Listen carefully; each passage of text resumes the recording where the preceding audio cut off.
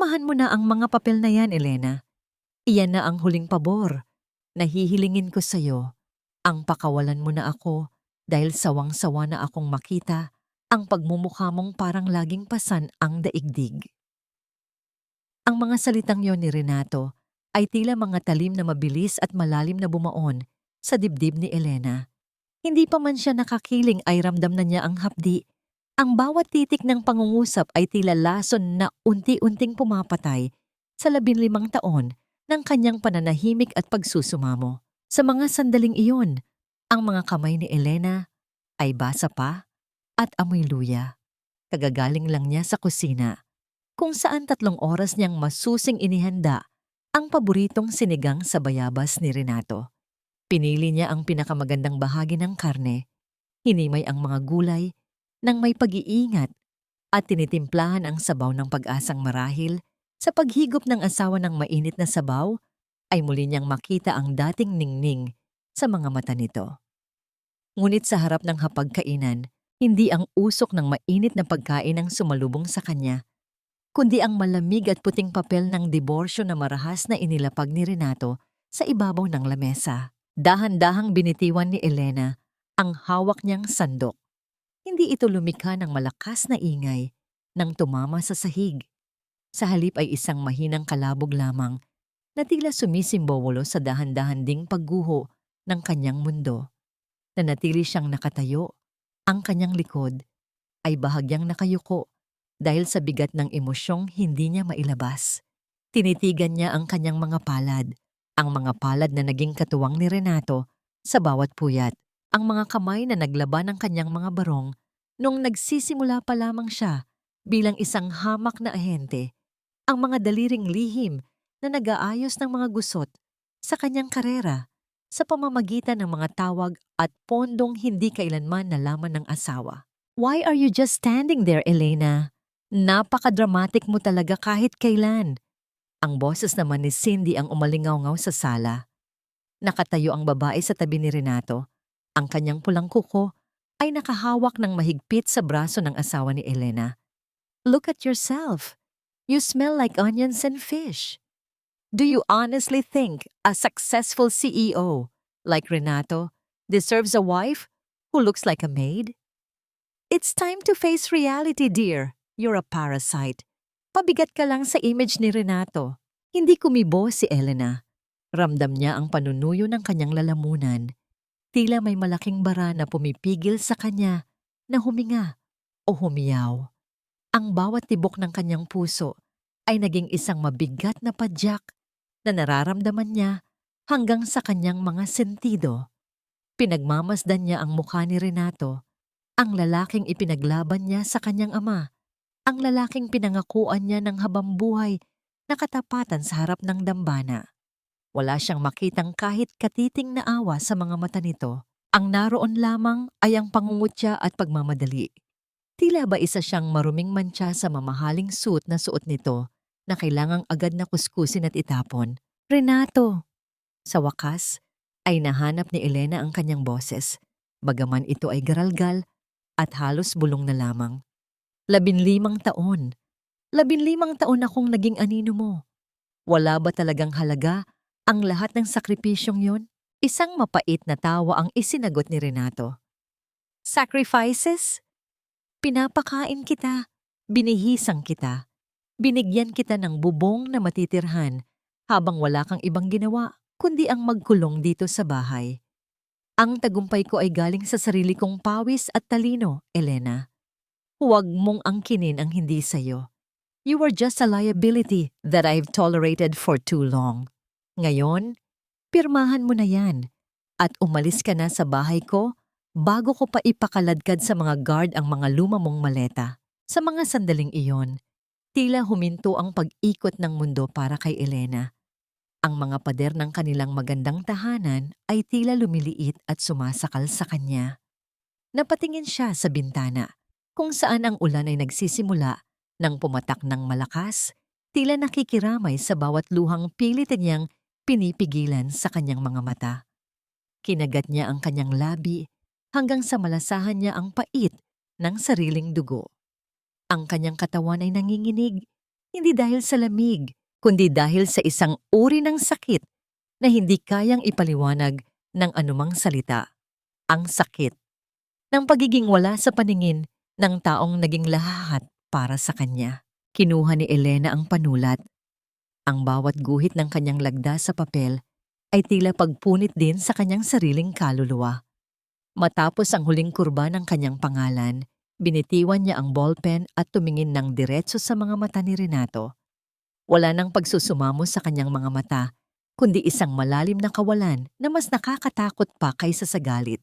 Tumalikod siya at dahan-dahang lumakad patungo sa pinto.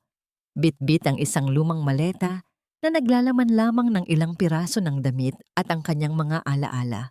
Hindi na siya lumingon pa sa pagkaing nakahain sa lamesa na ngayoy lumalamig na, gaya ng pag-ibig na kanyang iningatan. Habang binubuksan niya ang pintuan at hinahayaan ang malamig na hangin at ulan na humampas sa kanyang mukha, isang katanungan ang naiwang nakabitin sa hangin ng tahimik na silid.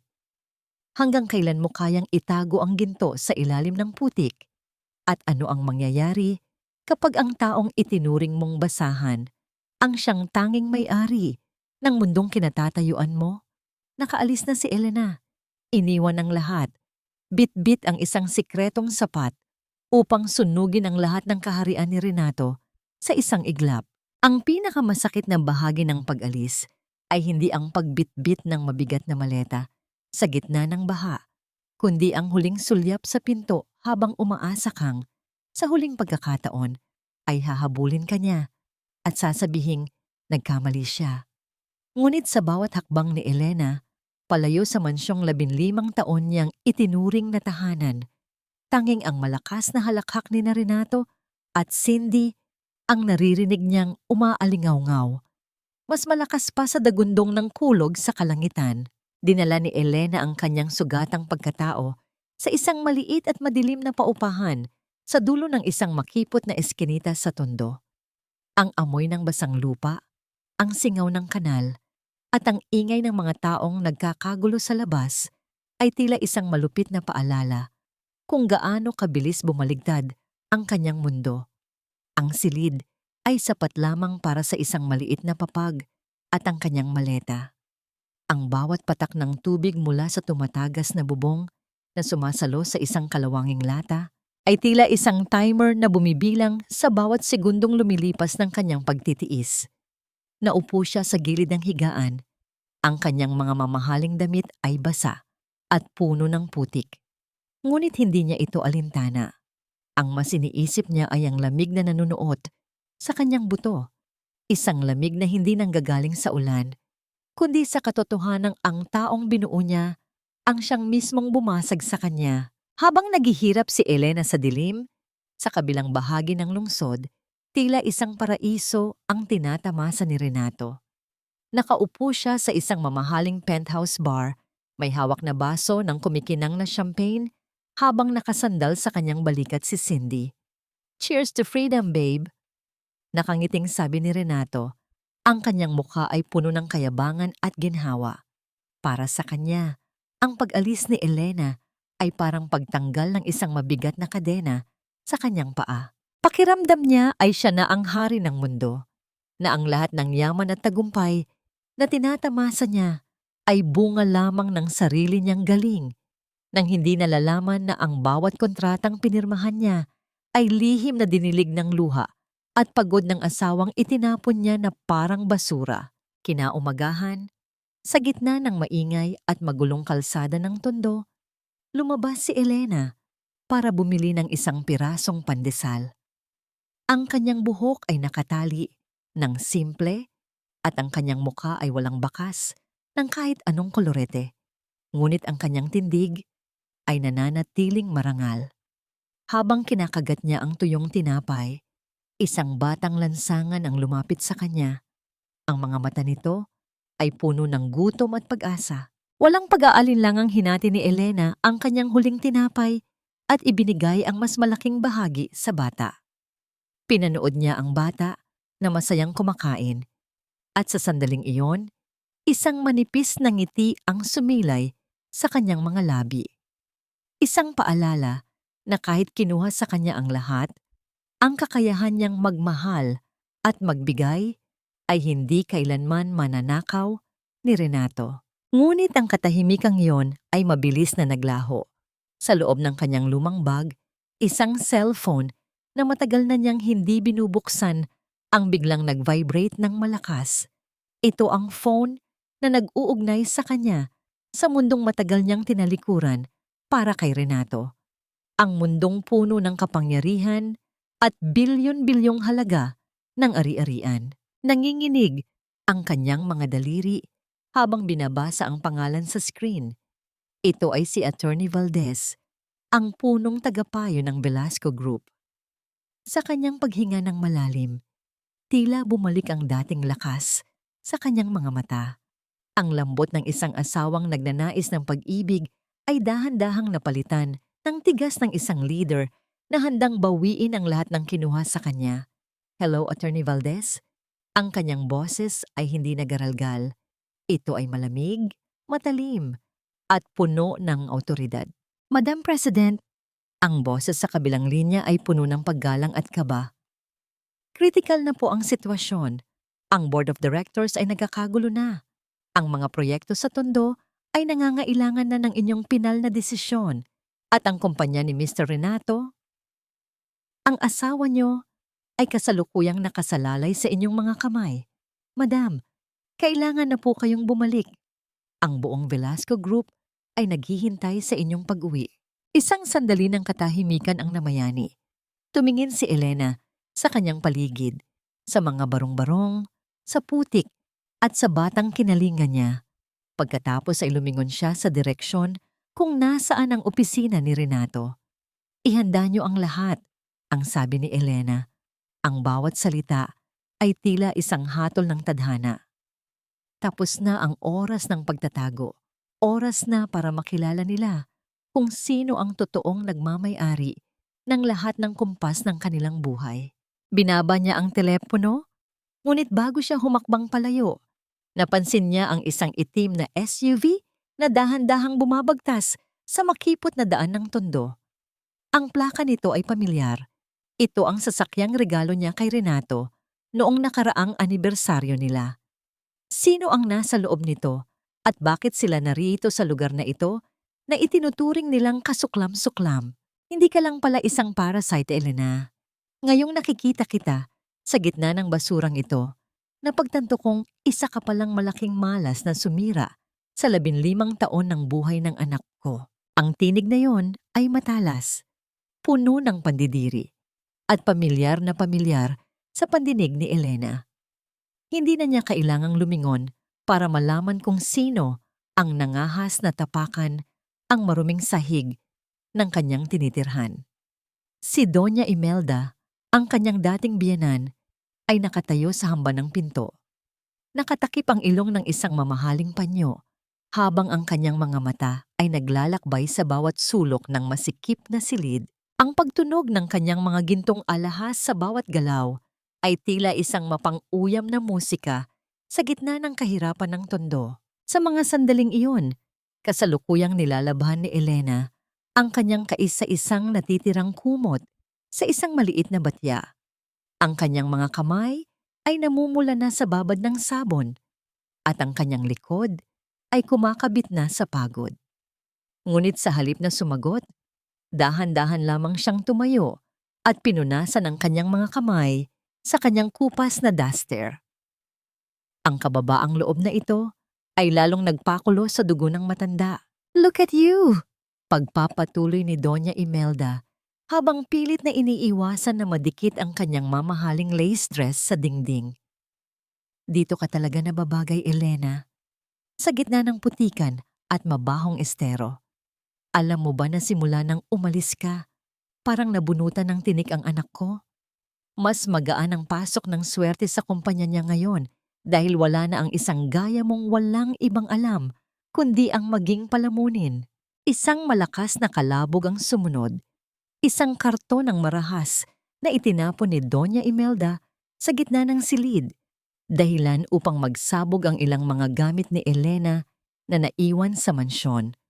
Mga lumang litrato, isang sira-sirang devosyonal na aklat, at ang kanyang mga lumang tsinelas. Iyan ang mga basurang naiwan mo. Ayaw kong may matira. Kahit isang bakas ng kamalasan mo sa bahay namin. Pinunasan na namin ng alkohol ang bawat sulok na nilakaran mo. Sabi ng matanda ng may halong ng ngisi. Yumuko si Elena para pulutin ang isang maliit na kahoy na rosaryo na gumulong malapit sa paanan ng biyenan. Sa gitna ng pangaalipusta, hindi ang kanyang sariling dangal ang inisip niya, kundi ang huling alaala ng kanyang ama na nakapaloob sa rosaryong iyon. Mahigpit niya itong hinawakan. Ang bawat butil ay tila nagbibigay sa kanya ng lakas na huwag bumigay sa galit. Nanatili siyang tahimik. Ang kanyang pagtitimpi ay tila isang pader na hindi matitibag ng anumang lason na ibuga ni Imelda. Bakit hindi ka makapagsalita? Wala ka bang utang na loob? 15 taon kang pinalamon ng anak ko. At ngayon ay titingnan mo lang ako ng ganyan?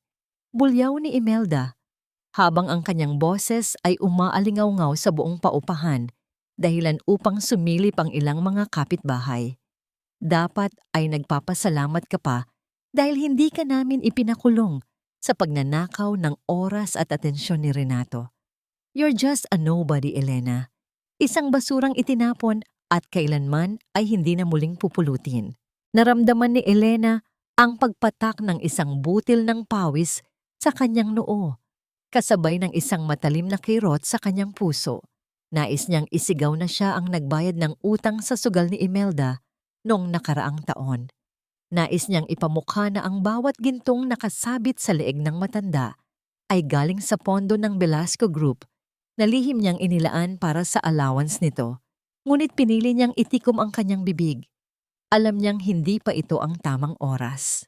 Ang hustisya ay mas masarap lasapin kapag ito ay isinihain ng malamig. Dahan-dahang tumalikod si Doña Imelda.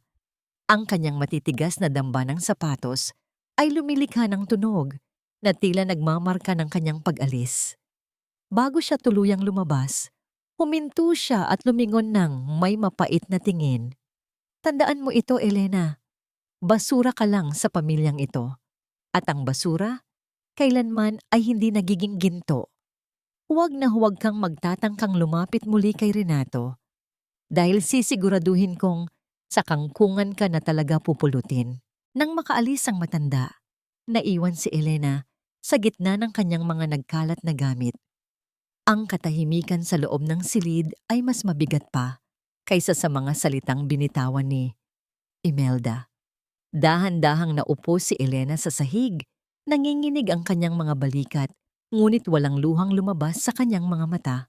Sa halip, isang kakaibang liwanag ang sumilay sa kanyang paningin habang tinitingnan niya ang itim na card na nakatago sa ilalim ng rosaryo. Naisip niya, gaano kaya kalakas ang magiging hiyaw ni Doña Imelda kapag nalaman niyang ang basurang kanyang tinapakan ay siya palang nagmamay-ari ng lupang kinatatayuan ng kanyang mansyon sa loob ng kanyang marangyang opisina na nakaharap sa nagtataasang gusali ng Makati. Humihit-hit si Renato ng isang mamahaling sigarilyo habang nakapatong ang kanyang mga paa sa mesa. Ang bawat usok na kanyang ibinubuga ay tila simbolo ng kanyang paglaya mula sa itinuturing niyang sumpa ni Elena. Sa kanyang isip, siya ang arkitekto ng sarili niyang tagumpay. Naniniwala siya na ang kumpanyang kanyang pinamumunuan, ang R Solutions, ay sadyang nakatadhana sa kadakilaan dahil sa kanyang talino at wala itong kinalaman sa asawang ngayoy namamalimos na marahil sa tundo. Sir, may problema po tayo.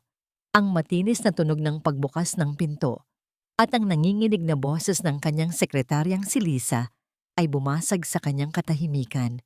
Hindi man lamang nag-abalang tumingin si Renato na natili ang kanyang mapanguyam ng ngiti.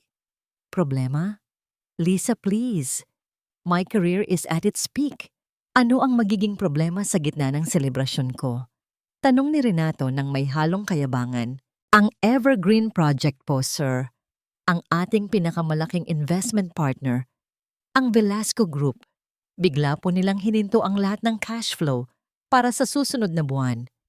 Kung hindi po natin maibibigay ang amortization sa bangko sa Biyernes, mapipilitan silang i-freeze ang lahat ng assets ng kumpanya.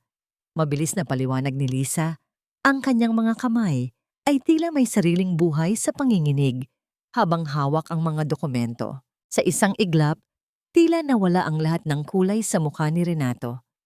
Ang sigarilyong hawak niya ay dahan-dahang nalaglag sa mamahaling carpet, ngunit hindi niya ito napansin. Ang bawat salita ni Lisa ay tila isang malamig na tubig na ibinuhos sa kanyang mainit na ulo. Ang Velasco Group ay ang tanging haligi na nagpapanatili sa R Solutions sa loob ng 10 taon. Lahat ng kanyang tagumpay, lahat ng kanyang luho, at ang mansyong ipinagmamalaki niya ay nakasalalay sa suportang iyon. Hindi maaari. My connections assured me na smooth sailing ang lahat. Sigaw ni Renato habang marahas na tumayo. Dahilan upang tumama ang kanyang upuan sa dingding. Tawagan mo ang kanilang Chief Legal Officer. Ngayon din, habang pilit na inaayos ni Renato ang gulo, sa kabilang bahagi ng lungsod, nakaupo si Elena sa loob ng isang tahimik na silid sa isang pribadong hotel malapit sa Tondo. Wala siyang suot na alahas, ngunit ang kanyang presensya ay tila isang naglalagablab na apoy. Sa harap niya ay ang isang laptop na nagpapakita ng real-time financial status ng kumpanya ni Renato. Isang sandali ng mapait na pagtatanto. Nakikita niya sa screen ang bawat sentimong ibinigay niya sa asawa bilang suporta na ngayoy isa-isang binabawi ng tadhana. Hinawakan niya ang kanyang sentido, naramdaman ang mabilis na tibok ng kanyang puso. Hindi ito saya, kundi isang malalim na pagod. Napagtanto niya na sa loob ng 15 taon, hindi lamang pera ang ibinigay niya, kundi pati ang sarili niyang buhay para sa isang lalaking kailanman ay hindi siya pinahalagahan. Madam President, nagwawala na po si Mr. Renato sa kabilang linya. Ulat ni Attorney Valdez na pumasok ng may paggalang. Gusto po niyang makipagkita sa kung sino man ang nag-utos na ihinto ang pondo. Ano po ang gagawin natin? Tumingin si Elena sa bintana. Pinagmamasdan ang mga ulap na tila nagbabadya ng isang bagong bagyo.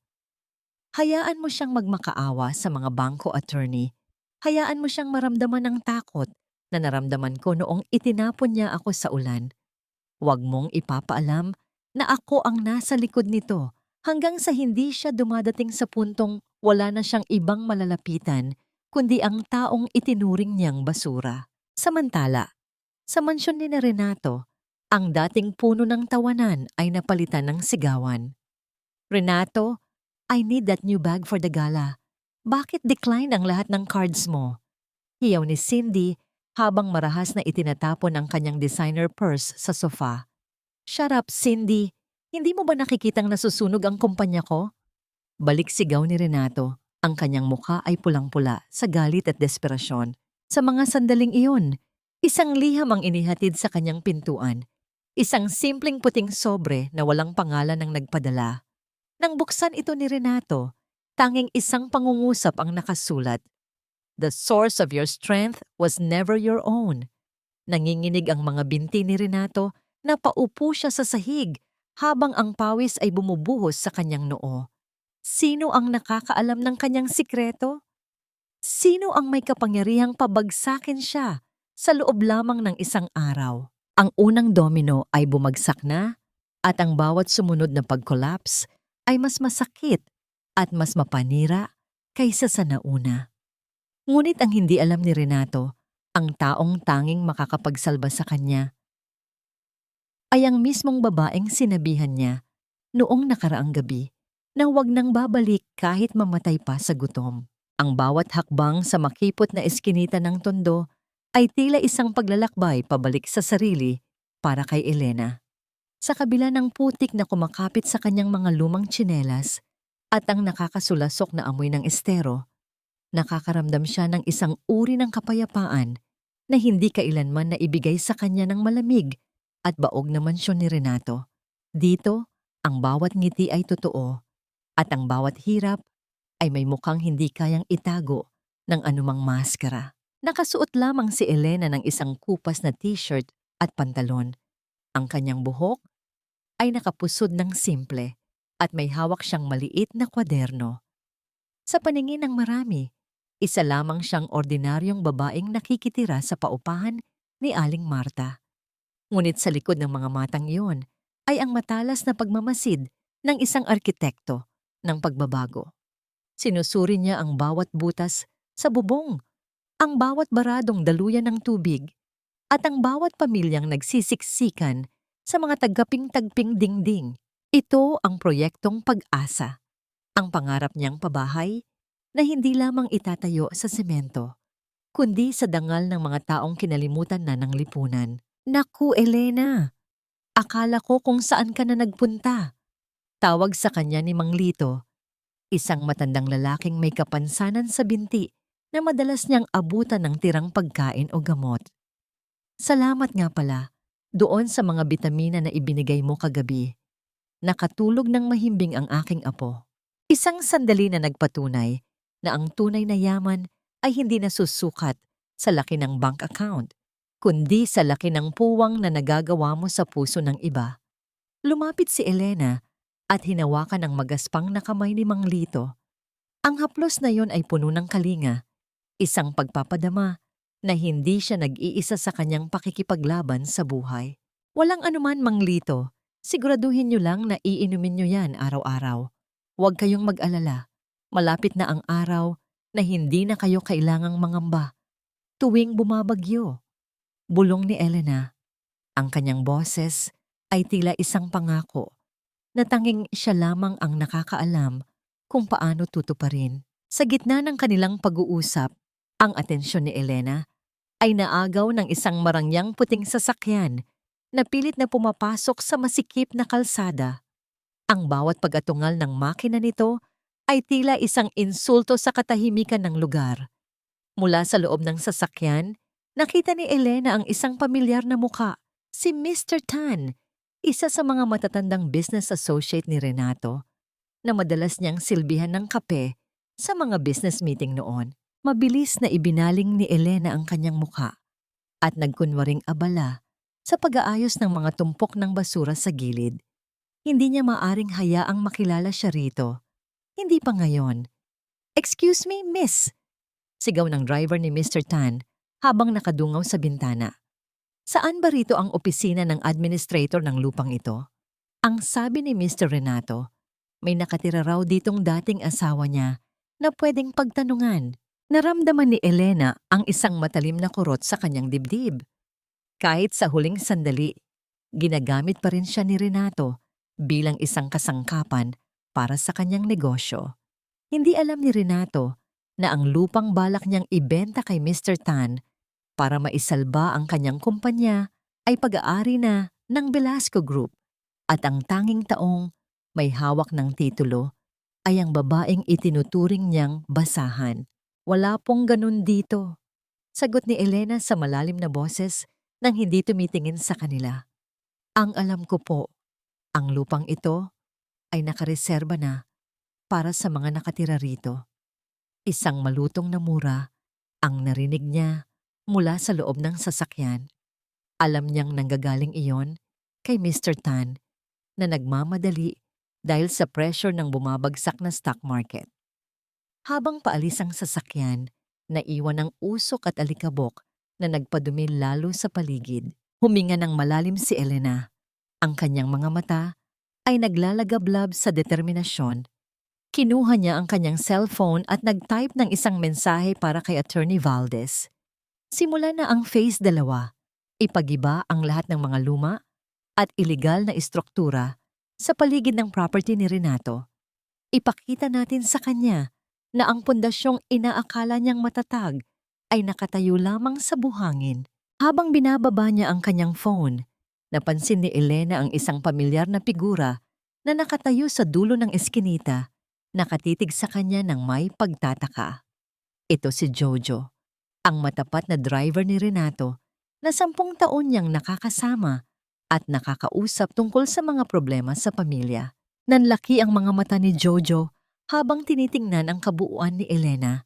Ang simpleng suot nito na hindi maitatago ang awtoridad sa kanyang mga kilos. Hindi nakagalaw si Elena. Ang sikretong pilit niyang itinatago ay tila nanganganib na mabunyag sa isang taong alam ang bawat lihim ng kanilang tahanan.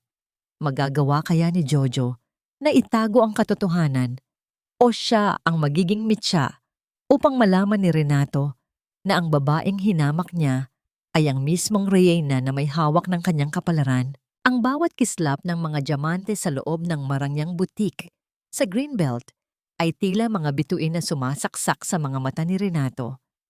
Habang nakaupo siya sa malambot na velvet na upuan, pinapanood niya si Cindy na nagsusukat ng iba't ibang disenyo ng mga mamahaling gown.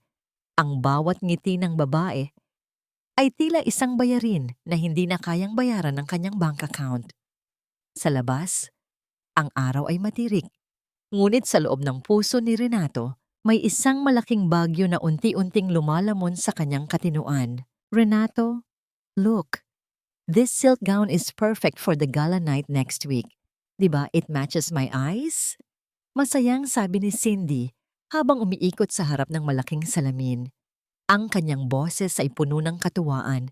Tila walang kamalay-malay na ang kumpanya ng lalaking inaasahan niya ay nasa bingit na ng bangkarote.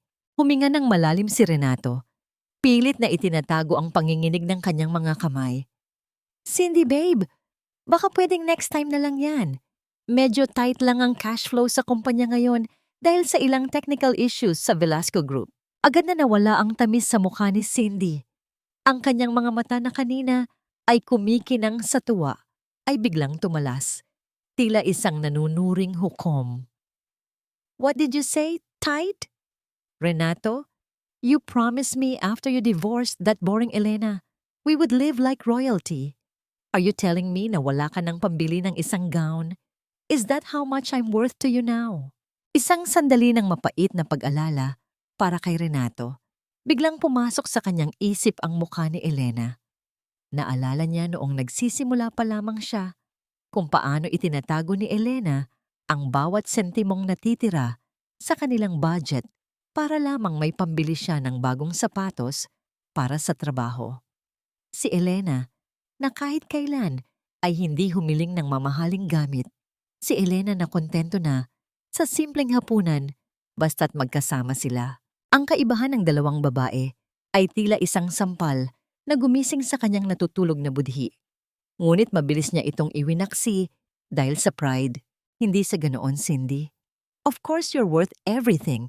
I just need to manage things. Pilit na paglalambing ni Renato habang iniaabot ang kanyang credit card sa sales lady, kahit alam niyang malapit na itong umabot sa limit. Habang nagbabayad si Renato, lumabas muna si Cindy para sagutin ang isang tawag sa kanyang cellphone. Hindi niya napansin na nakasunod ang paningin ni Renato sa kanya.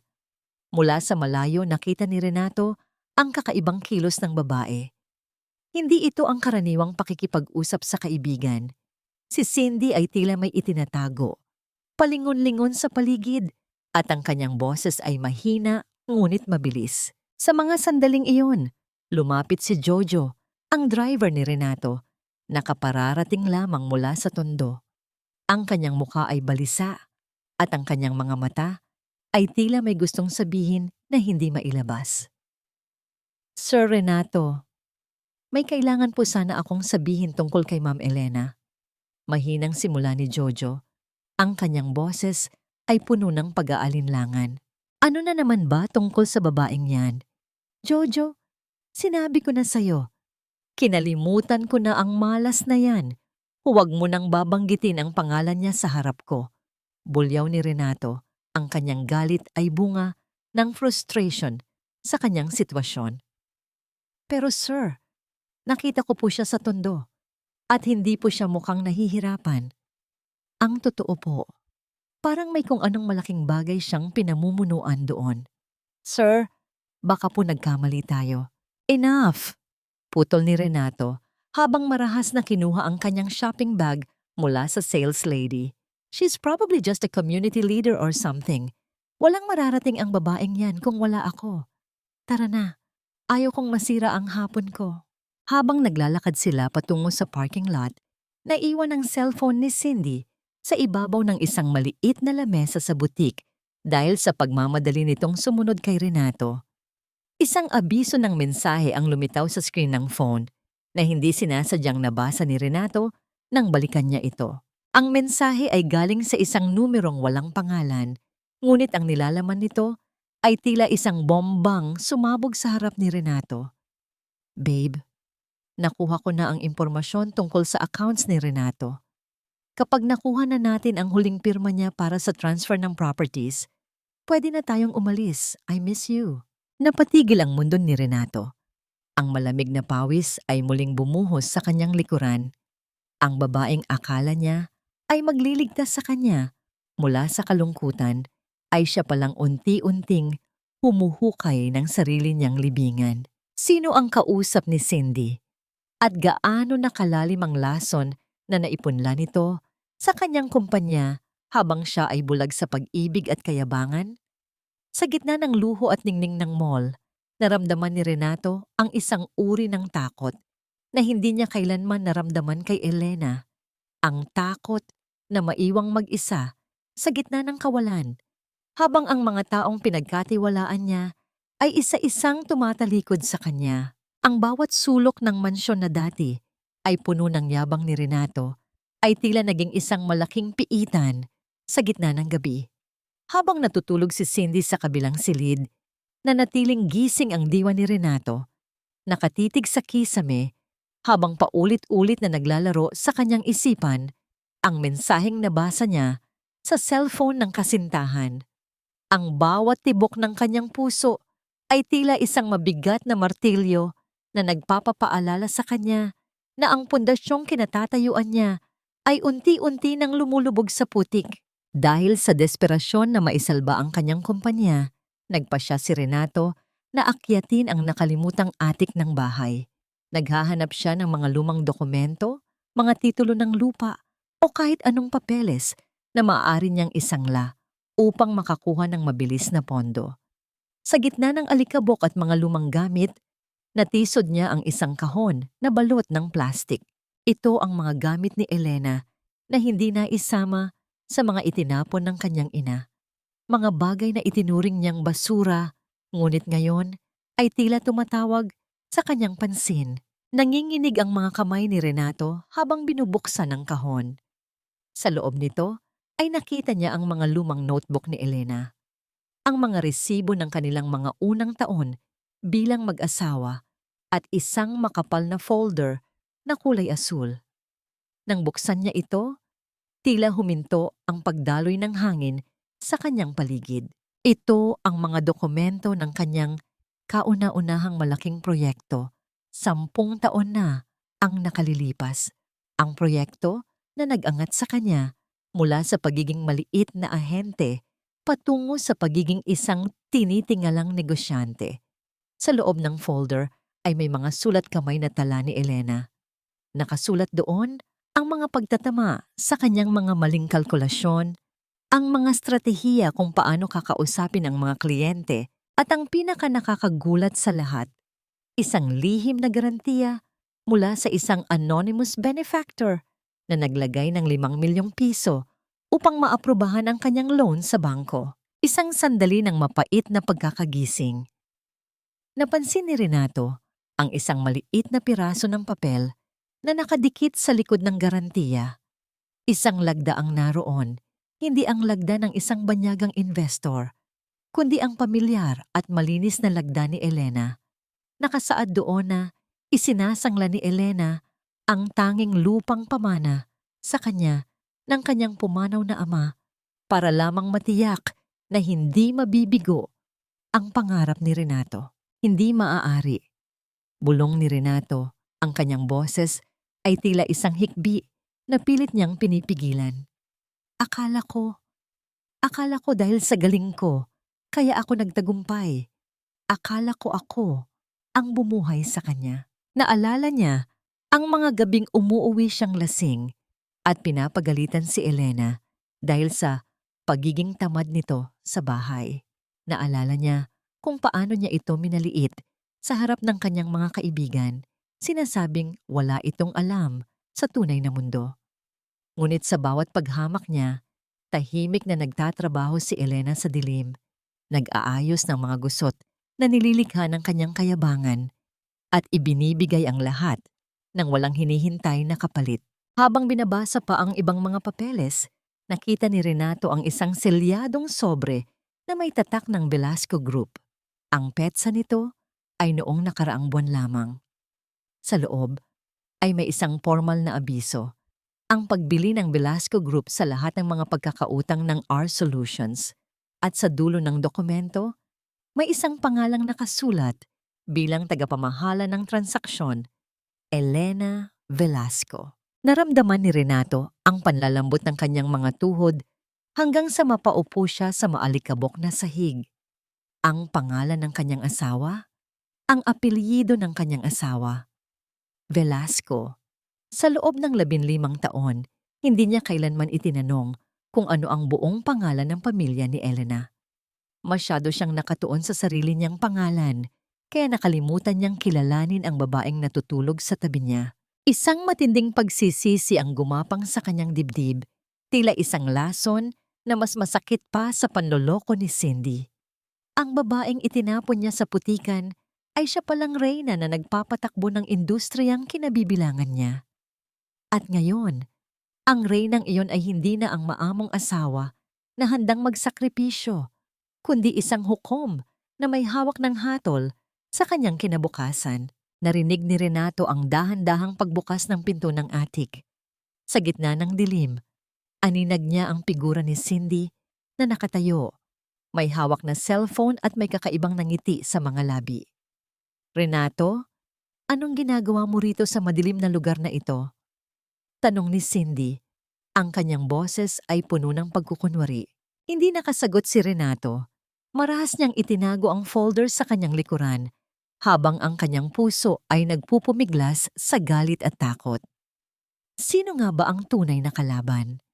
Ang babaeng lihim siyang minahal sa loob ng maraming taon, o ang babaeng kasama niya ngayon na tila naghihintay na lamang ng kanyang huling pagbagsak? Sa kabilang bahagi ng lungsod, nakatayo si Elena sa kanyang balkonahe, nakatingin sa mga bituin. Hawak niya ang rosaryo ng kanyang ama. Ang kanyang mukha ay payapa, ngunit determinado. Alam niyang nahanap na ni Renato ang mga papeles. Alam niyang nagsisimula na ang pag-ikot ng tadhana. Ang katotohanan ay parang ulan, Renato. Mahinang sabi ni Elena sa hangin. Maari mong subukang iwasan, pero sa huli, lahat tayo ay mababasa ng ating sariling kasaysayan. Ang bawat tawag sa telepono sa loob ng opisina ni Renato ay tila isang hatol ng kamatayan. Sir, ang bangko po. Kukunin na nila ang aming mga sasakyan sa Biyernes. Sir, ang mga tauhan po natin sa factory tumigil na sa paggawa dahil wala pang sahod. Ang bawat ulat ay tila isang malakas na hampas sa kanyang pagkatao. Ngunit sa halip na magpakumbaba, ang takot ni Renato ay nauwi sa isang mapanganib na uri ng galit. Sa loob ng kanyang silid, pilit na itinatago ni Renato ang asul na folder na naglalaman ng katotohanan tungkol kay Elena. Ngunit habang tinititigan niya ang kanyang sarili sa salamin, hindi na ang matagumpay na CEO ang kanyang nakikita, kundi isang lalaking naging hari lamang dahil sa awa ng isang babaeng hinamak niya. Ang sugat sa kanyang ego ay mas masakit pa kaysa sa banta ng pagkakulong. Renato, ano pang hinihintay mo? Pirmahan mo na ang transfer of rights para sa lupain sa Tondo. Ang boses ni Cindy ay tila isang matalim na kuko na kumakalmot sa kanyang pandinig. Iyon na lang ang natitirang asset mo na hindi pa naka-freeze.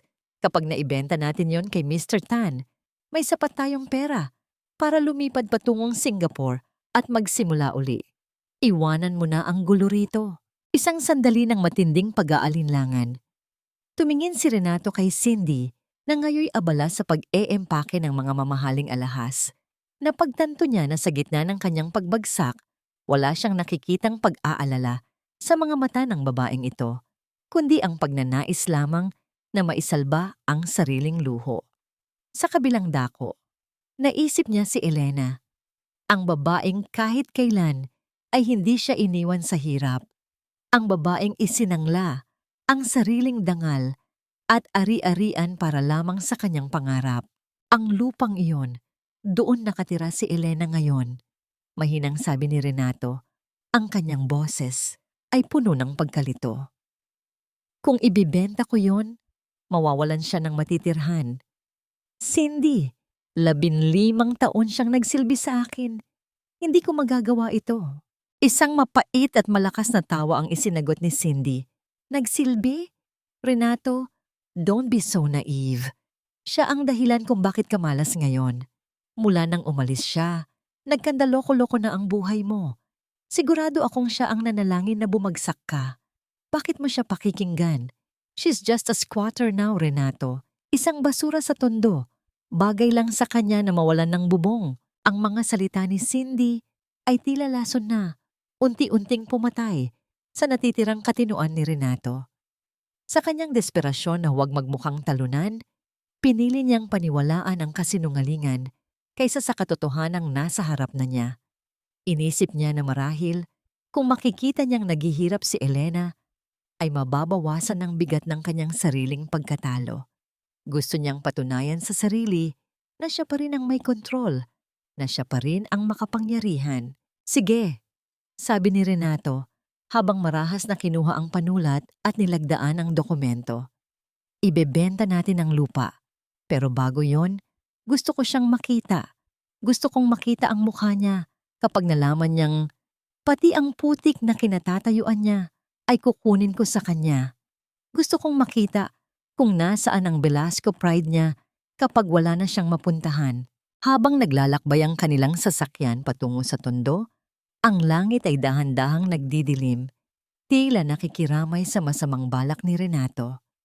Sa loob ng sasakyan, abala si Cindy sa pag-aayos ng kanyang makeup, habang si Renato ay mahigpit na nakakapit sa dokumentong tila magiging huling barahan niya laban sa tadhana. Sa tondo, kasalukuyang tumutulong si Elena sa paglilinis ng isang maliit na daycare center para sa mga bata. Ang kanyang mukha ay puno ng pawis at dumi, ngunit may isang ningning sa kanyang mga mata na hindi kayang bilhin ng salapi. Nakatayo siya sa gitna ng mga taong itinuturing siyang pamilya, nang hindi nalalamang ang lalaking binuhay niya sa loob ng 15 taon ay parating na upang ibigay ang huling sipa sa kanyang sugatang puso. Nang huminto ang marangyang SUV sa harap ng eskinita, lahat ng mata ng mga residente ay nakatuon sa 2 taong bumaba, sina Renato at Cindy, na animoy mga banyagang diring-diri sa bawat hakbang sa putikan. Elena! Sigaw ni Renato. Ang kanyang boses ay umaaling-awngaw sa buong paligid, puno ng puot at pagmamalaki. Lumabas ka riyan! May handog akong sorpresa para sa iyong bagong tahanan. Napatigil si Elena. Dahan-dahan siyang lumingon at sa unang pagkakataon, matapos ang kanilang paghihiwalay, muling nagtagpo ang kanilang mga mata. Ngunit ang Elena na nakikita ni Renato ay hindi ang umiiyak na asawang iniwan niya sa ulan. Ito ay isang babaeng may kalmadong mukha at mga matang tila nakakakita sa kaibuturan ng kanyang kaluluwa. Renato, mahinang sabi ni Elena na ang boses ay sapat na upang patahimikin ang ingay ng paligid.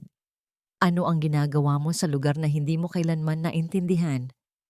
Nandito ako para bawiin ang huling bagay na inaakala mong sayo, sabi ni Renato habang iwinawagayway ang pinirmahang dokumento. Dahil ang lupang ito, Elena, ay wala na sa mga kamay mo. Hindi alam ni Renato na sa bawat salitang binitawan niya ay lalong bumibilis ang oras para sa sarili niyang katapusan. Isang malaking katanungan ang naiwang nakabitin. Sino nga ba ang mawawala ng tahanan sa huli?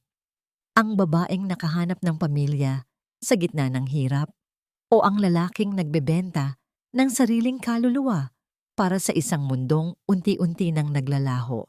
Ang kapal ng mukha mong tumitig sa akin ng ganyan, Elena. Habang ang mukha mo ay kasing dumi na ng lupang kinatatayuan mo, tingnan mo ang sarili mo Bagay na bagay ka sa gitna ng mga basurang ito. Ang boses ni Renato ay parang hagupit ng latigo na bumasag sa katahimikan ng eskinita. Nakatayo siya sa gitna ng maputik na daan. Ang kanyang mamahaling sapatos ay unti-unti nang nilalamon ng dumi, ngunit mas nangingibabaw ang kayabangang nakapinta sa kanyang mukha. Sa tabi niya, si Cindy ay abala sa pag-spray ng pabango sa paligid. Ang kanyang ilong ay nakangiwi sa pandidiri, habang ang kanyang pulang takong ay pilit na umiiwas sa bawat talsik ng tubig kanal. Sa mga sandaling iyon, si Elena ay nakaluhod sa lupa. Hindi dahil sa pagsuko, kundi dahil kasalukuyan niyang pinupunasan ang sugat sa tuhod ng apo ni Mang Lito. Ang kanyang mga kamay, na dati ay humahawak ng mga bilyon-bilyong pisong kontrata para isalba ang asawa, ay puno ngayon ng putik at antiseptic. Ang kaibahan ng kanyang marangal na paglilingkod sa malupit na pangungutya ni Renato ay tila isang matalim na karayom na tumutusok sa puso ng sinumang nakakakita. Dahan-dahang tumayo si Elena. Pinunasan niya ang kanyang mga palad sa kanyang kupas na duster, ngunit ang kanyang mga mata ay hindi kumukurap habang nakatitig kay Renato. Sa loob ng 15 taon, ang mga matang iyon ay puno ng pag-ibig at pag-unawa. Ngunit ngayon, ang tanging makikita roon ay ang isang malalim na dagat ng kawalan, isang pagtatanto na ang lalaking nasa harap niya ay isa ng estranghero na wala ng kaluluwa. Ito na ang huling hirit mo, Elena. Patuloy ni Renato habang iwinawagayway ang pinirmahang dokumento sa harap ng mukha ni Elena. Ibinenta ko na ang lupang ito kay Mr. Tan. Bukas na bukas, gigibain na ang lahat ng mga barong-barong na ito. Ikaw at ang mga daga na kasama mo ay kailangang lumayas. Wala ka nang matitirhan, Elena. Wala ka nang kakapitang anino ko. Isang sandali ng tahimik na kapangyarihan. Sa kabila ng banta ni Renato, hindi natakot si Elena. Sa halip, napansin niya ang isang maliit na sinulid na nakalawit sa manggas ng mamahaling blazer ni Renato. Ang blazer na siya mismo ang pumili at bumili. Isang mapait na ngiti ang sumilay sa kanyang mga labi. Ang lalaking ito ay nakatayo sa kanyang harapan. Nagmamayabang gamit ang mga bagay na siya ang nagbigay, habang sinusubukang nakawan ang mga taong wala na ngang maibigay. Renato, ang boses ni Elena ay malamig at matatag, tila ang ihip ng hanging nagbabadya ng malakas na ulan. Ang lupang ito ay hindi mo ari-arian para ibenta. Ang pirma mo sa papel na yan ay kasing halaga lamang ng dumi na nakadikit sa sapatos mo. Akala mo ba ay hindi ko alam ang bawat galaw mo? Akala mo ba ay hahayaan kitang sirain ang buhay ng mga taong ito gaya ng ginawa mo sa akin? Ano? Nagdedeliryo ka na ba dahil sa gutom? Halakhak ni Cindy, ang kanyang boses ay tila isang matinis na tunog ng nababasag na baso. Renato owns everything. At ikaw, you're just a squatter, guard. Paalisin na ang babaeng ito. Ngunit bago pa man makahakbang ang mga tauhan ni Renato, ang ingay ng paligid ay biglang napalitan ng isang kakaibang uri ng katahimikan. Mula sa dulo ng kalsada, ang marahas na pag-atungal ng mga makina ay narinig. Isang convoy ng 5 itim na SUV na may mga plakang diplomatiko at mayayamang selyo ang dahan-dahang bumabagtas sa makipot na eskinita. Ang mga residente ay tila mga alon na humahawi sa gitna ng dagat upang paraanin ang mga sasakyang ito. Namilog ang mga mata ni Renato. Si Mr. Tan na ba yan? Ang bilis naman niyang dumating para kunin ang property. Masayang sabi niya habang inaayos ang kanyang kurbata. Ngunit hindi si Mr. Tan ang bumaba. Ang mga pinto ng sasakyan ay bumukas ng sabay-sabay at lumabas ang 10 lalaking nakabarong at may mga earphone. Ang kanilang mga kilos ay puno ng disiplina at awtoridad. Sa gitna nila ay lumabas si Attorney Valdez, ang pinakamataas na legal counsel ng Velasco Group, dala ang isang gintong folder. Hindi tumingin si Attorney Valdez kay Renato. Sa halip, lumakad siya ng diretso sa gitna ng putikan, huminto sa harap ni Elena at yumukod ng napakababa, isang paggalang na tanging king sa isang reyna lamang ibinibigay. Madam President, ang boses ni Attorney Valdez ay sapat na upang marinig ng lahat sa gitna ng ulan. Handa na po ang lahat. Ang pagbili sa kumpanya ni Mr. Renato ay tapos na. Ang lupang ito ay opisyal na ring inilipat sa ilalim ng inyong personal na pundasyon. Naghihintay po ang Board of Directors para sa inyong huling utos. Tila tumigil ang pag-ikot ng mundo para kay Renato. Ang papel na hawak niya ay dahan-dahang nalaglag sa putikan, nababasa ng ulan at unting nawawalan ng anyo. Tumingin siya kay Elena, ang babaeng may putik sa mukha, ang babaeng itinapon niya sa basurahan, na ngayon ay napapaligiran ng mga pinakamakapangyarihang tao sa bansa. Sino nga ba ang tunay na pulubi sa gitna ng eskinita? Ang babaeng may hawak ng bilyon-bilyong halaga ng pag-asa o ang lalaking may hawak ng isang pirasong papel na wala ng halaga? Ang bawat patak ng ulan na tumatama sa mukha ni Renato ay tila naging mga butil ng yelo na nagpapatigas sa kanyang buong katawan. Hindi siya makagalaw. Hindi siya makahinga ng maayos habang ang kanyang mga mata ay nananatiling nakapako sa eksenang tila kinuha mula sa isang pelikula. Ang kanyang asawa, ang babaeng tinawag niyang Mangmang, ang babaeng pinalayas niya sa gitna ng gabi, ay nakatayo sa harap ng isang hukbo ng mga lalaking handang pumatay at mamatay para sa isang utos niya. Madam President. Anong Madam President? Ang nauutal na tanong ni Renato. Ang kanyang boses ay tila isang mahinang ihip ng hangin sa gitna ng bagyo. Lumingon siya kay Cindy, umaasang sasabihin nito na isa lamang itong masamang biro, ngunit ang kanyang kasintahan ay mas lalong maputla pa sa isang bangkay. Ang kanyang mga labi ay nanginginig habang nakatingin sa mga itim na SUV. Dahan-dahang lumapit si Attorney Valdez kay Elena. Sa kanyang mga kamay ay hawak niya ang isang mamahaling dark blue na blazer, isang simbolo ng kapangyarihan at katayuan. Walang imik na kinuha ito ni Elena. Isinuot niya ito sa ibabaw ng kanyang maputik at kupas na damit. Ang imaheng iyon, isang makapangyarihang blazer sa ibabaw ng isang damit pulubi, ay ang pinakamasakit na kabalintunaan na nakita ni Renato sa buong buhay niya. Sa sandaling iyon, tila ang putik sa mukha ni Elena ay naging mga palamuti ng isang mandirigma at ang kanyang simpleng pusod ay naging isang korona ng dignidad, isang sandali ng ganap na pagbabago. Tumingin si Elena sa kanyang mga palad na puno pa ng dumi mula sa pagtulong sa mga bata. Pagkatapos ay itinaas niya ang kanyang paningin kay Renato.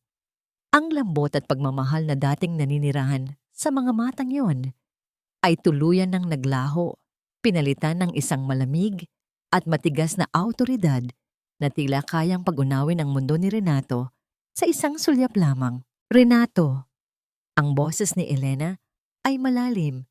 Bawat salita ay may timbang ng ginto. 15 taon kitang pinanood na mangarap. 15 taon kong binuo ang bawat baitang ng hagdanang inakyat mo.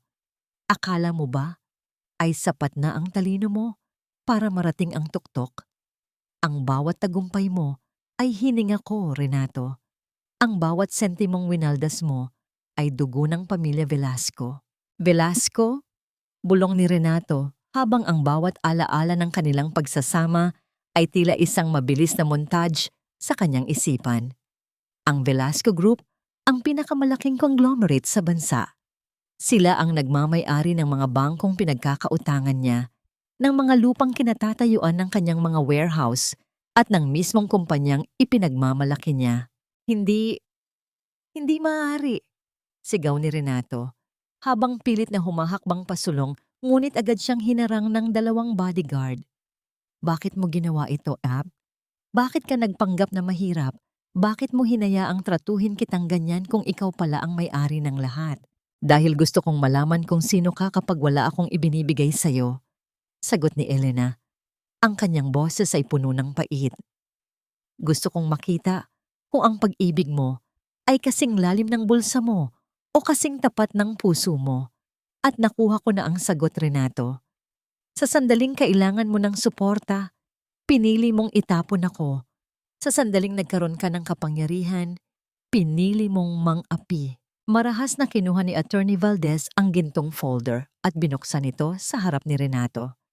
Mr. Renato, base sa mga dokumentong ito, ang R Solutions ay opisyal ng pag-aari ng Velasco Group simula kaninang 8:00 ng umaga. Ang lahat ng inyong pirma sa transfer of rights na dinala nyo rito sa Tondo ay walang bisa dahil ang lupang ito ay matagal nang binili ng aming president para sa proyektong pabahay. Napaluhod si Renato sa gitna ng putikan. Ang dokumentong ipinagmamalaki niya kanina ay naging isang basang-basahan na lamang sa ilalim ng kanyang mga tuhod. Ang kanyang imperyo, ang kanyang pangalan, at ang kanyang kinabukasan ay naglaho na parang bula. Elena, please, baby, pakinggan mo ako. Pagmamakaawa ni Renato, ang kanyang boses ay puno ng desperasyon habang sinusubukang abutin ang laylayan ng blazer ni Elena. Nagawa ko lang yon dahil sa stress. Dahil sa gulo ng kumpanya. Mahal kita, Elena. Alam mo yan. Tumingin si Elena kay Cindy na dahan-dahan nang umaatras patungo sa kanilang sasakyan. Pilit na itinatago ang kanyang mukha. Pagkatapos ay muli niyang tiningnan ang asawang naging sentro ng kanyang mundo sa loob ng mahabang panahon. Mahal mo ako? Isang mahinang tawa ang kumawala sa mga labi ni Elena, isang tawang puno ng sugat. Mahal mo ang pakinabang sa akin, Renato. Ngunit ang oras ng iyong paniningil ay dumating na. Hindi lang ang kumpanya mo ang kinuha ko sa iyo ngayon. Kinuha ko rin ang karapatan mong makita ang iyong sarili bilang isang marangal na tao. Tumalikod si Elena at dahan-dahang lumakad patungo sa pinakamarangyang sasakyan sa convoy. Ang bawat hakbang niya ay tila isang pagtapos sa isang kabanata ng kanyang buhay na puno ng pagtitiis. Madam President, tawag ni Attorney Valdez habang binubuksan ang pinto ng sasakyan. Ano po ang gagawin natin sa kanila? Huminto si Elena, ngunit hindi siya lumingon. Ang kanyang boses ay tila isang hatol ng kamatayan na bumasag sa katahimikan ng Tondo. Hayaan mo silang maranasan ang lamig ng ulan. At attorney, siguraduhin mong bukas na bukas, ang pangalang Renato ay magiging isang alaala na lamang ng pagkatalo sa buong mundo ng negosyo. Habang sumasara ang pinto ng sasakyan, naiwan si Renato sa gitna ng putikan, nakatitig sa papalayong convoy. Ngunit ang pinakamalaking sorpresa ay hindi pa tapos. Sa gitna ng kanyang pagluha, isang pamilyar na boses mula sa kanyang cellphone ang naririnig niya. Isang voice message na hindi sinasadyang na play. Babe, nasa akin na ang susi ng vault. Magkita tayo sa airport sa loob ng 1 oras. Ang boses ay kay Cindy. At sa sandaling iyon, napagtanto ni Renato na hindi lang si Elena ang nawala sa kanya.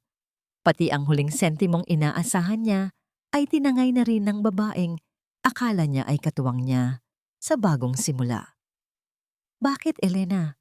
Bakit mo hinayaang magmukha akong tanga sa loob ng 15 taon? Bakit hindi mo sinabi na ikaw pala ang may-ari ng lahat? Ang tanong ni Renato ay tila isang desperadong hiling ng isang taong nalulunod. Ngunit ang tanging sumasagot sa kanya ay ang hagupit ng hangin at ang malamig na titig ni Elena mula sa loob ng sasakyan. Bago tuluyang sumara ang bintana, tinitigan siya ni Elena sa huling pagkakataon. Isang tingin na hindi na naghahanap ng paliwanag, kundi isang tingin na nagbibigay ng pinal na hatol. Sa loob ng tahimik at marangyang sasakyan, binuksan ni Elena ang isang itim na ledger. Ito ang aklat ng mga sakripisyo na itinago niya sa loob ng mahabang panahon. Sa bawat pahina ay nakasulat ang mga petsa at halaga.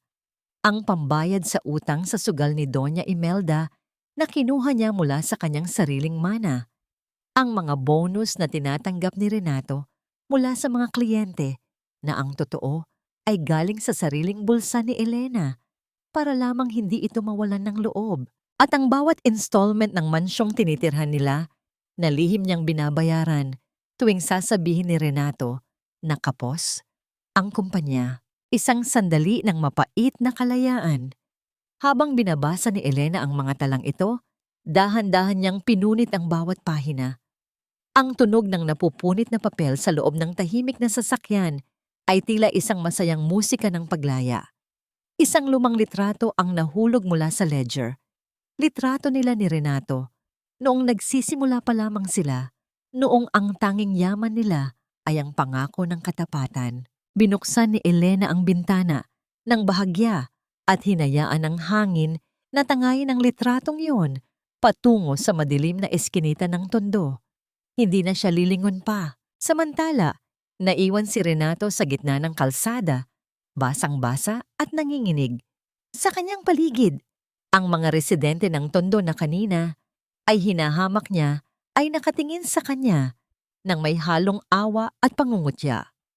Sinubukan niyang tawagan muli si Cindy, ngunit ang tanging naririnig niya ay ang malamig na boses ng operator na nagsasabing hindi na maabot ang numerong yon. Ang babaeng ipinalit niya kay Elena ay tuluyan na siyang ninakawan, hindi lang ng pera, kundi ng huling pag-asa na mayroon siya. Dahil wala nang masasakyan, napilitan si Renato na maglakad pabalik sa kanilang mansyon sa Makati.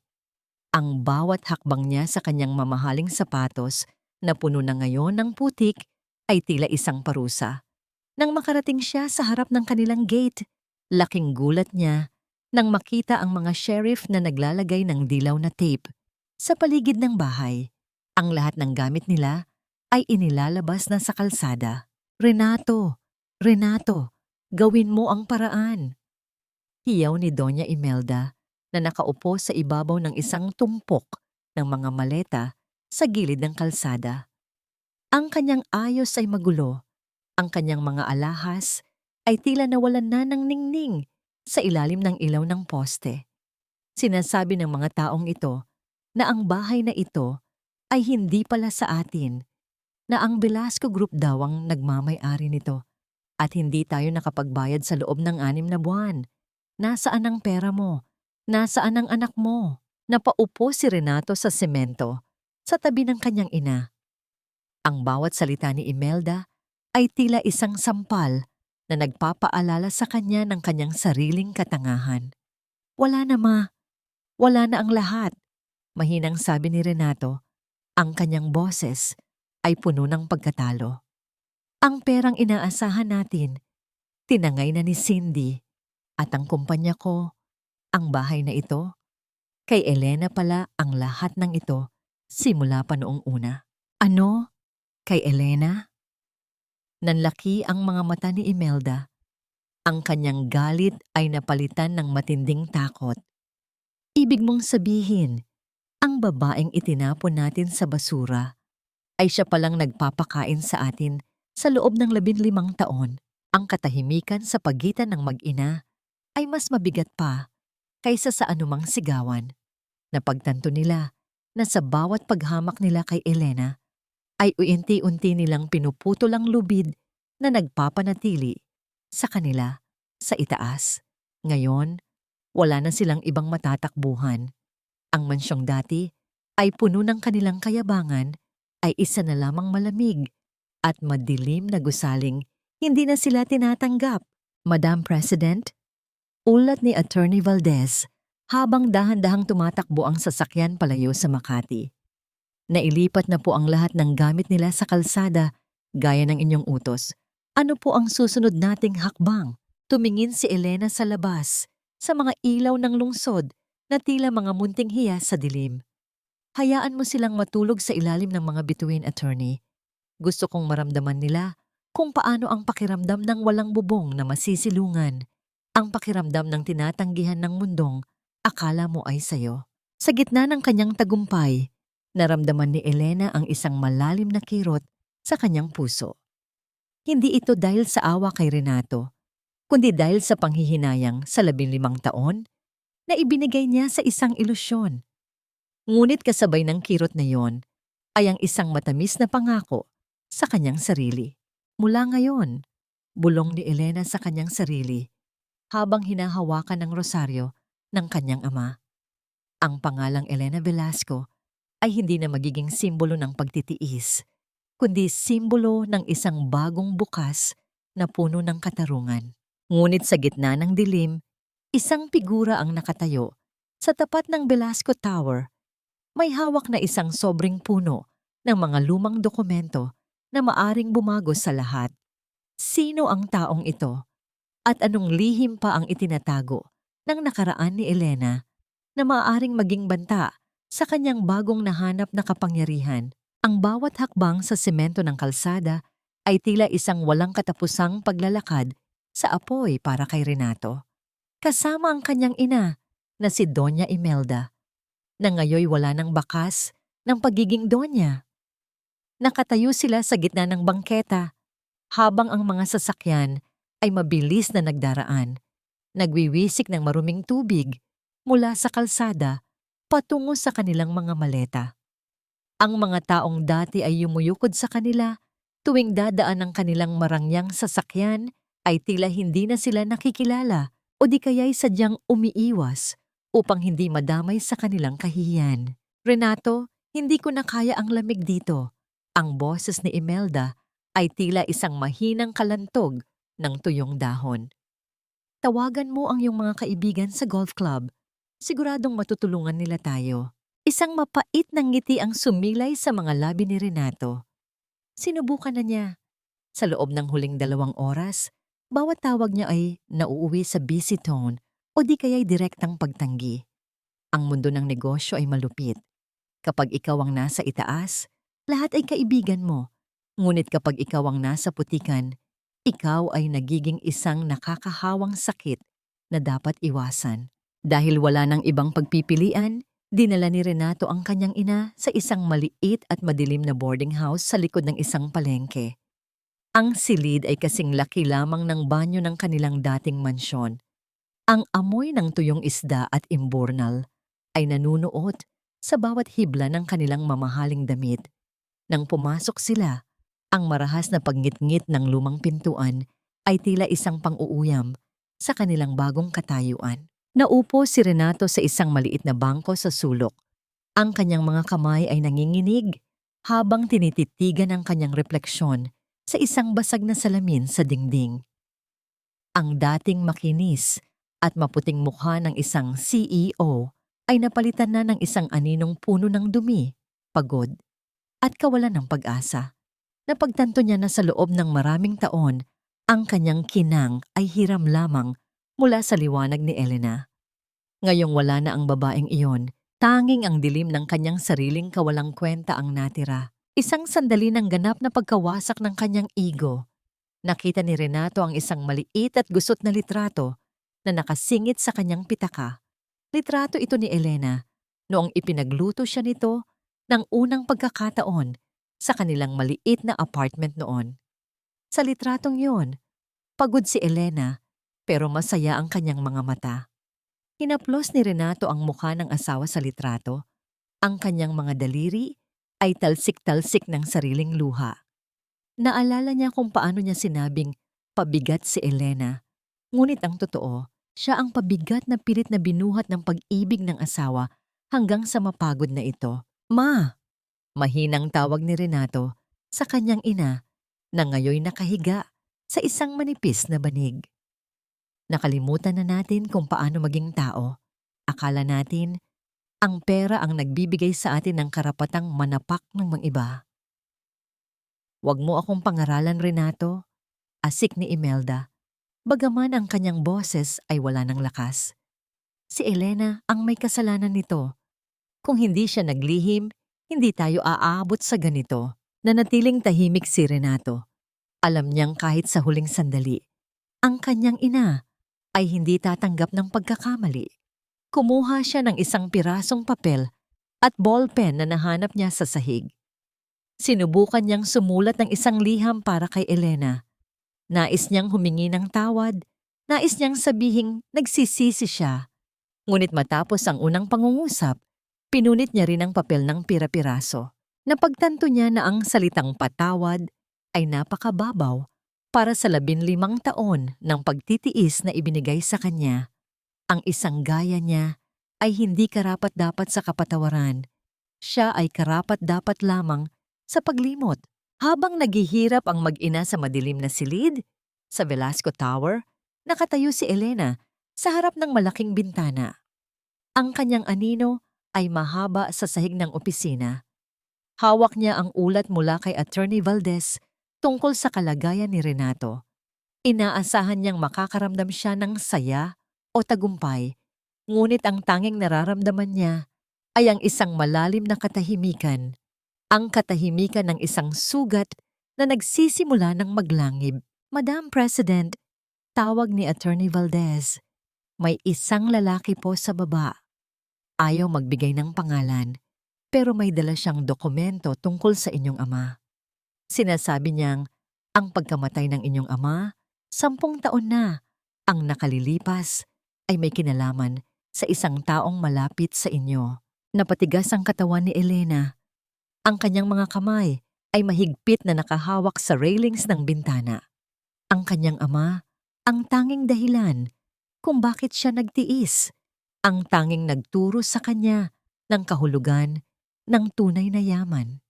Kung may katotohanan ang sinasabi ng estranghero, ang kanyang paghihiganti kay Renato ay simula pa lamang ng isang mas malaking laban.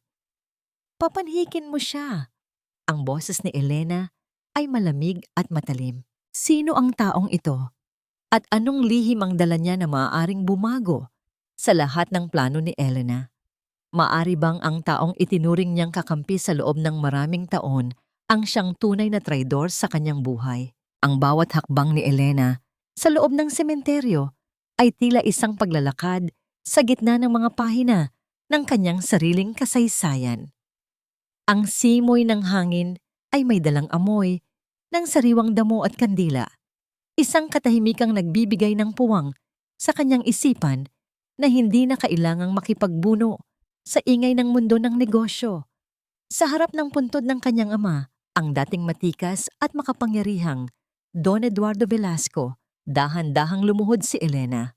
Ang kanyang mga daliri ay marahang humahaplos sa malamig na marmol, tila ba sa pamamagitan nito ay mararamdaman niya ang init ng yakap ng taong unang nagturo sa kanya kung paano maging matatag. Papa? Ang kanyang boses ay tila isang bulong na tinatangay ng hangin. Puno ng mga emosyong matagal niyang kinulong sa isang madilim na silid ng kanyang puso. Tapos na po. Nagtagumpay na ako sa pagbawi sa lahat ng kinuha nila sa atin. Pero bakit tila may kulang pa rin? Bakit tila ang tagumpay na ito ay may kasamang pait na hindi ko maipaliwanag? Sa mga sandaling iyon, ang hapon ay unti-unti nang nagbibihis ng kulay kahel at lila.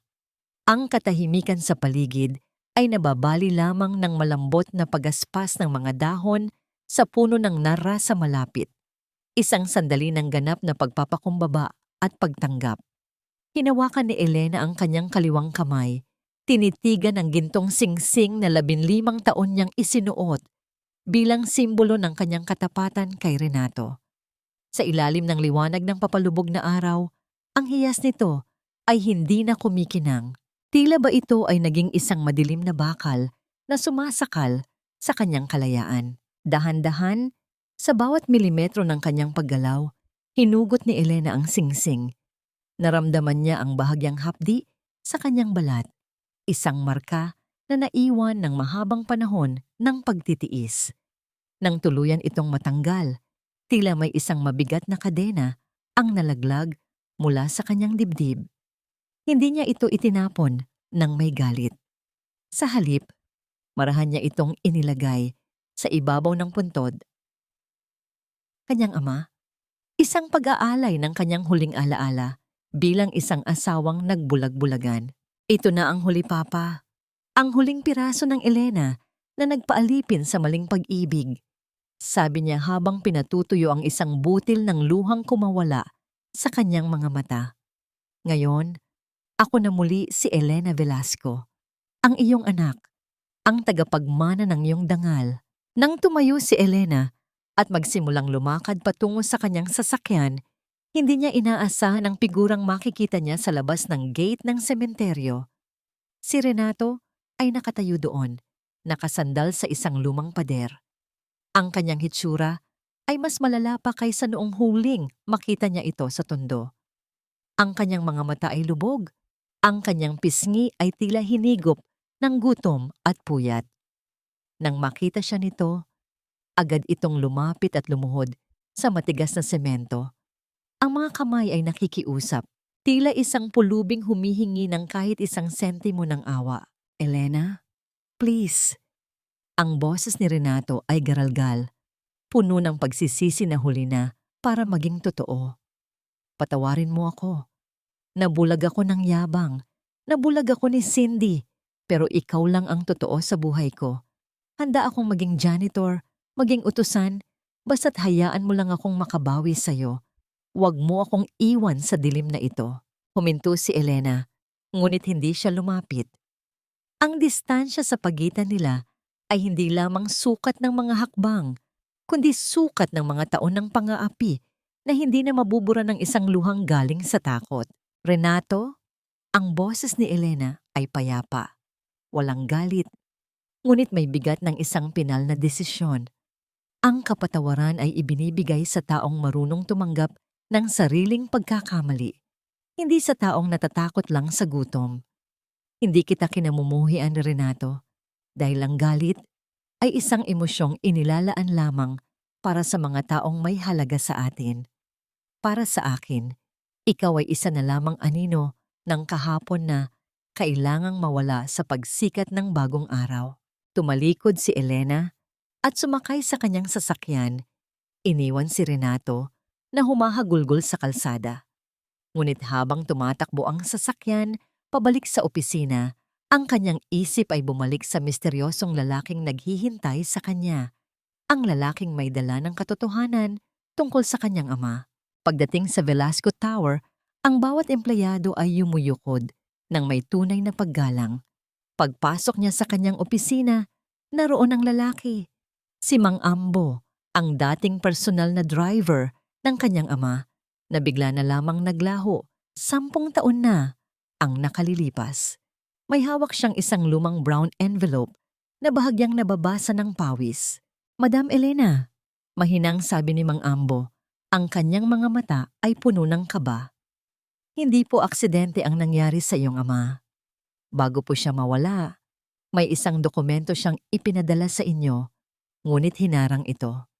Ang dokumentong ito ang nagpapatunay na ang pagbagsak ng aming kumpanya noon at ang pagkamatay ni Don Eduardo ay pakana ng isang taong pinagkatiwalaan nyo ng higit pa sa inyong buhay." Nang buksan ni Elena ang sobre, isang lumang litrato ang nalaglag. Litrato ito ng kanyang ama, kasama si Doña Imelda, ang ina ni Renato. Sa likod ng litrato, may isang sulat kamay na mensahe. Ang utang na dugo ay hindi kailanman mababayaran ng salapi. Naramdaman ni Elena ang panlalamig ng kanyang buong katawan. Ang kanyang 15 taon ng pagtitiis sa pamilya ni Renato ay hindi lamang pala dahil sa pag-ibig, kundi tila isang masalimuot na laro ng tadhana, kung saan ang kanyang mga kaaway ay ang mismong mga taong kinalingan niya sa kanyang dibdib. Ano ang kinalaman ni Doña Imelda sa pagkamatay ng kanyang ama? At ang pag-ibig ba ni Renato ay bahagi lamang ng isang mas malaking plano upang ubusin ang lahing Velasco?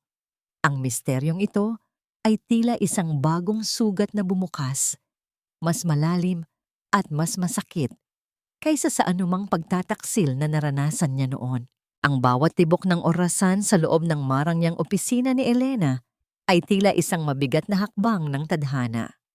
Sa kanyang harap ay nakalatag ang mga dokumentong nagpapatunay sa pinakamaitim na lihim ng pamilyang kanyang minahal at pinaglingkuran. Hindi lang pala pera, hindi lang pala dangal, kundi pati ang buhay ng kanyang ama ang naging kabayaran ng 15 taon niyang pananahimik. Sa isang madilim at mabahong eskinita, malayo sa ningning ng Makati, matatagpuan ang isang barong-barong na tila anumang oras ay guguho. Doon, nakaupo sa sahig si Renato. Tinititigan ang kanyang mga palad na dati ay humahawak ng ginto, ngunit ngayon ay puno na ng kalyo at dumi. Sa sulok, ang kanyang ina na si Doña Imelda ay tulala, yakap-yakap, ang isang lumang bag na wala ng laman. Ang katahimikan nila ay bumasag nang dahan-dahang huminto ang isang itim na sasakyan sa tapat ng kanilang pinto. Bumaba si Elena. Ang kanyang bawat hakbang sa maruming kalsada ay may dalang awtoridad na tila nagpapatahimik sa ingay ng paligid. Nang pumasok siya sa loob ng barong-barong, tila lumiit ang mundo ni Renato at Imelda. Elena, ang boses ni Renato ay puno ng kaba at bahagyang pag-asa. Nandito ka ba para tulungan kami, para bawiin ang lahat ng sinabi mo? Isang sandali ng matalas na katarungan, hindi sumagot si Elena. Sa halip, inilapag niya ang lumang brown envelope sa harap ni Doña Imelda. Ang matanda, na tila nakakita ng multo, ay napaatras hanggang sa tumama ang kanyang likod sa dingding. 1 dekada, Imelda. Ang boses ni Elena ay parang malamig na bakal. 1 dekada kong inisip na aksidente ang pagkamatay ni Papa. Pero ang totoo, ikaw ang nag-utos kay Mang Ambo na sirain ang preno ng sasakyan niya dahil nalaman ni Papa na ninanakawan mo ang pondo ng Velasco Group para pambayad sa iyong mga utang sa kasino. Pinatay mo ang taong tumanggap sa iyo bilang pamilya. Namilog ang mga mata ni Renato. Tumingin siya sa kanyang ina nang may matinding pagtataka at takot. Ma, totoo ba ito? Sabihin mo sa akin na nagsisinungaling siya. Ngunit ang panginginig ng mga labi ni Imelda at ang kanyang pag-iwas ng tingin ay sapat ng sagot. Ang bawat luhang pumatak mula sa mga mata ng matanda ay hindi luha ng pagsisisi, kundi luha ng isang taong huli na sa kanyang sariling bitag. Dahil sa iyo, Renato, pagpapatuloy ni Elena, habang ang kanyang mga mata ay nananatiling nakapako sa asawa. Nagtiis ako. Minahal kita sa kabila ng lahat dahil akala ko, ikaw ang huling koneksyon ko sa kabutihan. Pero ang buong buhay ko sa inyo ay binuo sa ibabaw ng bangkay ng aking ama. Napaluhod si Renato sa harap ni Elena. Ang kanyang mga balikat ay nanginginig habang pilit niyang pinipigilan ang matinding emosyon na bumabalot sa kanya. Patawarin mo ako, Elena. Basag ang kanyang tinig. Hindi ko alam ang buong nangyayari. Kung nalaman ko lang sana nang mas maaga, iba sana ang naging mga desisyon ko. Yumuko siya, tila pasan ang bigat ng lahat ng kanyang pagsisisi. Alam kong may mga bagay na hindi na mababawi at may mga sugat na hindi madaling maghilom. Handa akong harapin ang mga naging bunga ng mga pagkakamali at pananagutang dapat kong akuin. Saglit siyang tumigil bago muling tumingin kay Elena. Hindi ko hinihiling na patawarin mo ako agad. Gusto ko lang na malaman mong handa akong gawin ang tama at harapin ang lahat ng ito, gaano man kahirap. Sa katahimikan ng silid, ang kanyang mga salita ay hindi tunog ng paghingi ng awa, kundi ng isang taong sa wakas ay handang harapin ang katotohanan. Hindi kita papatayin, Renato. Ang bating ni Elena ay puno ng mapait na awa. At hindi ko rin hahayaang mabulok ang iyong ina sa kulungan nang hindi mo nararamdaman ang tunay na hirap. Ang batas ang bahala sa kanya, ngunit ikaw, bibigyan kita ng isang pagkakataon. Inabot ni Elena ang isang ID badge kay Renato. Nakasulat doon ang pangalan niya, ngunit sa ilalim ng kanyang posisyon, hindi nakasulat ang CEO o manager. Ang nakasulat ay maintenance staff. Ang dating kumpanya mo, ang R Solutions, ay kailangan ng isang janitor, sabi ni Elena. Ang bawat salita ay tila isang hatol ng kababaang loob. Doon ka magsisimula. Doon mo lilinisin ang bawat dumi na iniwan mo sa loob ng 15 taon. Doon mo makikita ang mga taong hinamak mo na ngayon ay mas mataas na sayo. Iyan ang aking patawad. Ang pagkakataong mahanap mo ang iyong sarili sa gitna ng putikan na dati ay itinuring mong basura. Tumalikod si Elena. Habang naglalakad siya palabas, narinig niya ang malakas na pag-iyak ni Renato. Isang iyak na hindi na humihingi ng awa, kundi iyak ng isang taong sa wakas ay natutong tumingin sa katotohanan. Pagpasok ni Elena sa sasakyan, naramdaman niya ang dahan-dahang pagluwag ng kanyang dibdib. Ang hangin ay tila mas masarap lang hapin, at ang bawat tanawin sa labas ay tila nagbibihis ng bagong kulay. Ang hustisya ay hindi laging tungkol sa paghihiganti. Minsan, ito ay tungkol sa pagbabalik ng bawat tao sa lugar kung saan sila tunay na nararapat. Madam President, tanong ni Attorney Valdez habang dahan-dahang tumatakbo ang sasakyan. Tapos na po ba ang lahat? Tumingin si Elena sa kanyang mga palad. Wala na ang wedding ring, wala na ang putik, tanging ang malinis na balat na handang humawak sa isang bagong bukas. Hindi pa, attorney. Magsisimula pa lang ang tunay na buhay. Isang huling sulyap ang ibinigay ni Elena sa madilim na eskinita ng tondo. Alam niyang sa bawat paglubog ng araw, may isang bagong umaga na darating. Isang umagang wala ng maskara, wala ng pait, tanging ang katotohanan na magpapalaya sa kanya habang buhay. Ang bawat sinag ng araw na tumatama sa mga bagong pinturang pader ng Project Pag-asa ay tila mga gintong kamay na humahaplos sa sugatang kasaysayan ng tondo. Ang dating maputik at madilim na eskinita ay napalitan na ng malilinis na daan, kung saan ang halimuyak ng mga bagong tanim na halaman ay humahalimuyak sa hangin, sa halip na ang amoy ng kanal at basura. Ang mga barong-barong na dati ay simbolo ng pagtitiis, ay naging mga gusali na ngayon na sumisimbolo sa dangal at bagong simula. Si Elena ay nakatayo sa balkonahe ng bagong community center. Wala na siyang suot na mamahaling blazer o anumang hiyas na nagpapakita ng kanyang yaman. Nakasuot lamang siya ng isang simpleng puting blusa. Ang kanyang buhok ay hinahayaan niyang tangayin ng sariwang hangin. Sa kanyang mga mata, makikita ang isang uri ng liwanag na hindi nanggagaling sa salapi, kundi sa katotohanang nagawa niyang ibalik ang lahat ng biyayang natanggap niya sa mga taong tunay na nagpahalaga sa kanya. Madam Elena, handa na po ang lahat para sa ribbon cutting. Ang boses ni Mang Lito ay puno ng katuwaan. Nakatayo siya ng tuwid.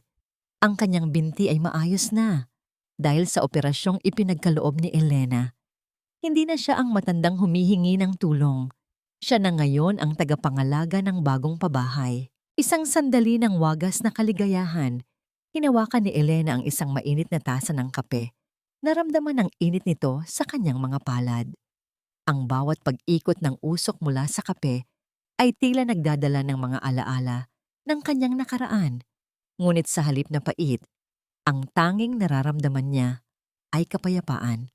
Pinanood niya ang mga bata na nagtatakbuhan sa palaruan. Ang kanilang mga tawa ay tila isang banal na awit na nagpapaliwanag sa kanyang buong pagkatao. Sa di kalayuan, nakita ni Elena ang isang pamilyar na figura. Si Renato ay nakasuot ng uniforme ng maintenance staff, may hawak na walis at basahan habang nililinis ang paligid ng fountain. Nang mapansin ni Renato ang presensya ni Elena sa itaas, napatigil siya sa kanyang ginagawa. Dahan-dahan niyang inalis ang kanyang sombrero at yumukod ng napakababa.